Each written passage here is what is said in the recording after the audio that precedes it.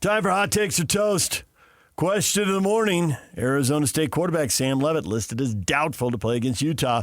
No way the Utes lose now, right? Well, that just provoked people. No way. Yes. David, I don't buy that for a minute. He's playing. Ryan, he's fine.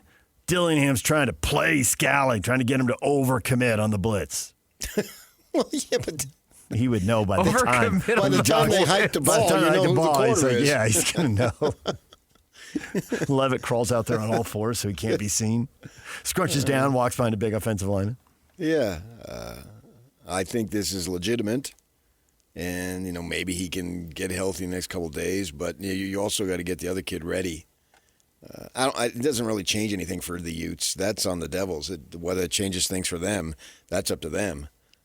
At this late in the week, you shouldn't be. I don't see how you could change much in your game plan. It's Friday. You're traveling today. You're not.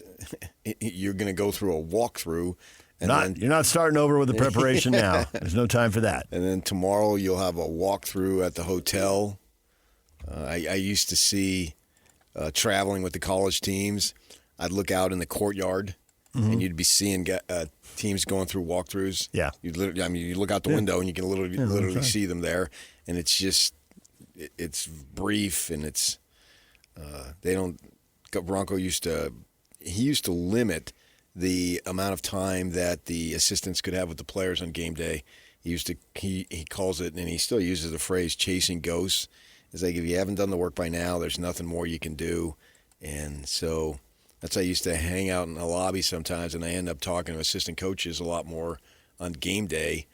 Because they got nothing to do. They're just walking around. You catch them going in and out the door. Where are you going? Yeah. I don't know. I'm walking 4 blocks down to this place and 4 blocks over to that place. They chat me up a lot. So it's too late for that. The offense is going to be the same. Obviously, this kid Sims is not as dynamic as Leavitt, or he'd be playing. Leavitt's a gamer, and I know the BYU fans with his brother running his mouth, you don't like him and all that stuff, and Dillingham made you upset because he swore on the field, blah, blah, blah. So you create enemies. That's what sports is about. And Dillingham and Leavitt, they're just rotten people. I mean, you have no idea what kind of people they are. You've never met them or talked to them or see what they do and how they help their fellow man, so to speak. But you've determined that they're bad people. And that's fandom.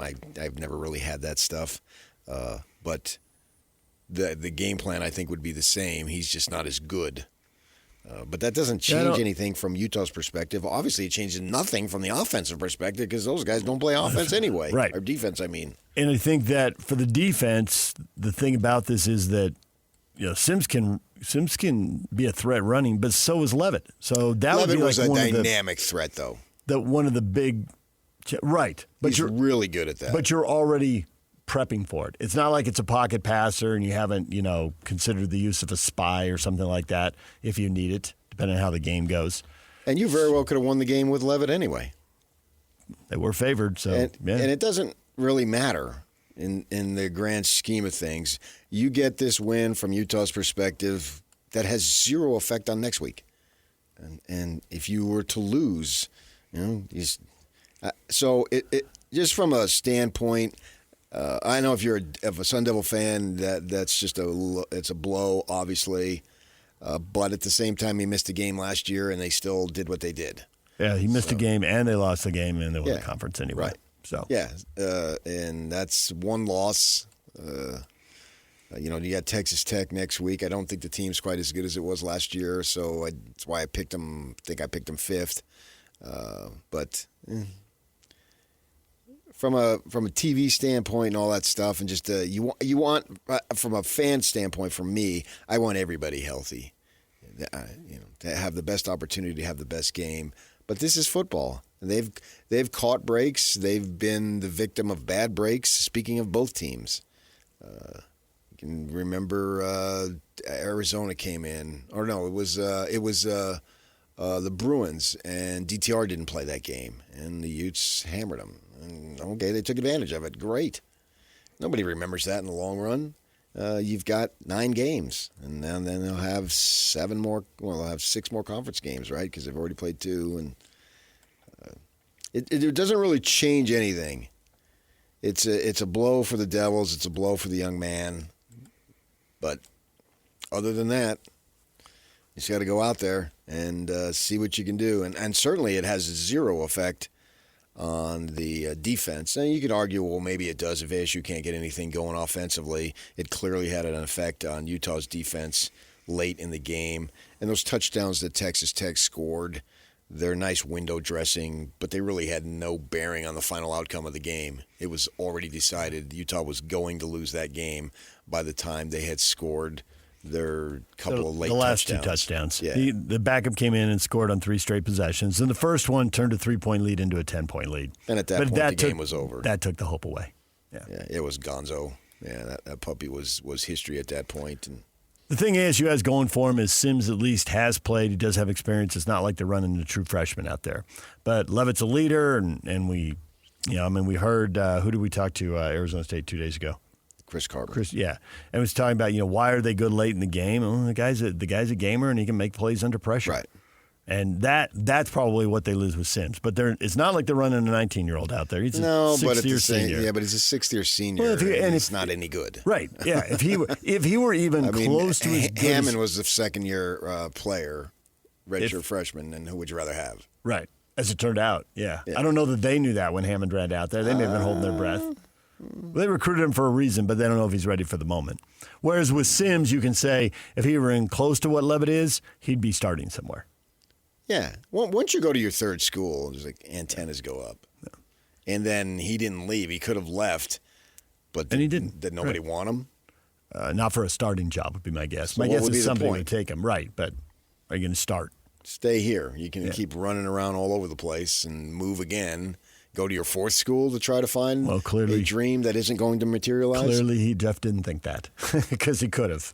And that's probably a wise decision. Yeah. If you weren't going to get a job someplace else. Stay in this system with this. And keep your attitude, and then they can help you get other jobs down the line. Yeah. Who knows what he wants to go into, right? Yeah. But if you want to coach, this would be the coach to follow if that's your career goal. There's no question because you're a team guy. I assume you've got a decent attitude with your position. Bourget, Trayson's brother, was the same thing, right? He was a senior, played a little bit. Leavitt comes in. He loses a job. Mm-hmm. He stays there and tries to help out the team, and his eligibility's done, and Dillingham hired him. He's assistant running backs coach. And there you go. And he's on his way. Yeah. And let's face it, man, if you can move up the ladder, you're going to make way more money than what you would do as a banker. So play your cards right. And you get to stay around the game you love. And you got both feet in, not just one foot. Yeah. So I do think for all the talk that Kyle's had about, forcing turnovers, can they get that out of Sims? He doesn't get to play a lot. He's got a little bit of a history of that. Looking at his numbers, because I don't know anything about him. You probably know more about him. But just looking at his numbers. Yeah, he was a turnover machine. The 1-to-1 touchdown-interception ratio immediately catches your eye. Reminded me of Dampier at New Mexico last year. And for a Ute team that has not, by Kyle's own words, has not been forcing enough takeaways, all right, well, here's an opportunity. Mm-hmm. Be a pass that's thrown a little late or a little underthrown or whatever ought to give you a chance. Yeah, I think what it does, it becomes far more imperative for Utah to be able to stop the run. That's just it's a guarantee. If you want to win, you have to do that. And the Devils have the conference's leading rusher, right, in Raleek Brown, who was a 5-star kid, if you're into that, went to SC, and then made his way over to Tempe. I think he had a hammy or something last year, and so he played a little, but then couldn't go. And so far this year, he's doing okay. He's got over 500 yards. One of a couple of backs averaging over 100 yards. So they would rely on him more. And if Utah can stop him and bottle him up, they probably got a good chance to win. But I think they had a good chance either way. But now a little more. This is just the way the game turns. And I think if you're both sides, you just have to shrug it off. Yeah. You can't think, oh, man, we got this in the bag now. And you can't think, oh, we got no chance now. Still got to go play the game. You got to shrug it off. Yeah. Because it's going to happen. It happens every single year. And it could happen again. And it could happen to Utah.